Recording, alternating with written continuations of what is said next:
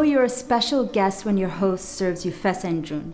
It's a beautiful medieval hearty stew that comes from the Caspian region of Iran, where it's lush and swampy and very humid. And traditionally it's made with wild duck. Now everybody eats it with chicken. So I'm just going to take these lovely walnuts, grate it with this old Parmesan grinder.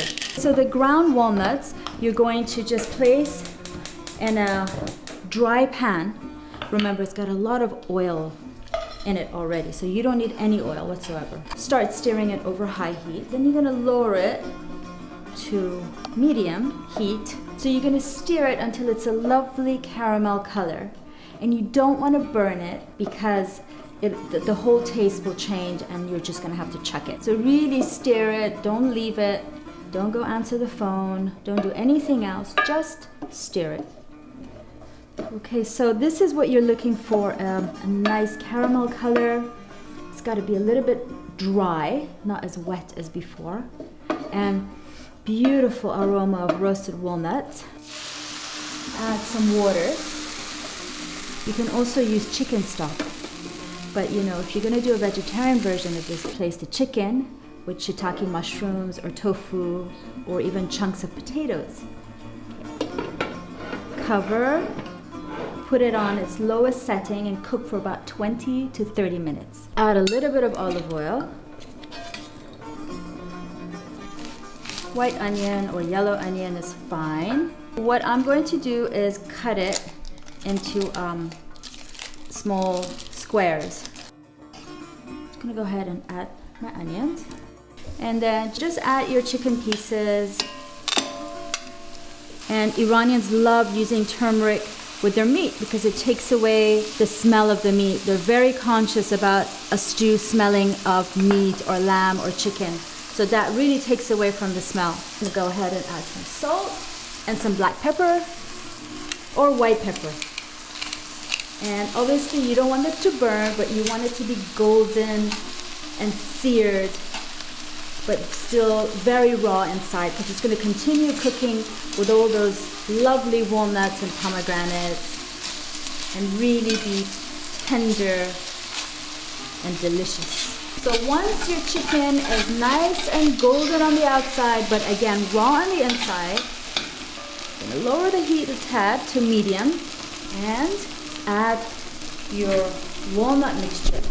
Wow, this is a gorgeous stew. It just needs to come together. So once you've added your walnuts to your chicken, it's all gonna simmer away gently for about 30 minutes on its lowest setting. Just gonna add a wooden spoon and make sure it touches the bottom of the pan.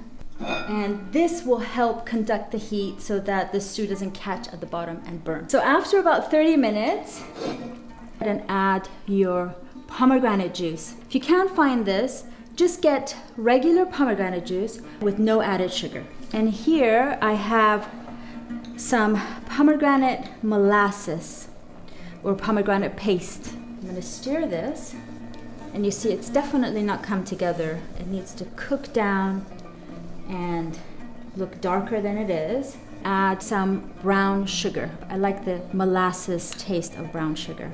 You can also add some golden plums. You're basically looking for a sweet and sour flavor. So if it's too sweet, you're gonna add a little bit more pomegranate molasses with a touch of lemon juice, fresh lemon juice.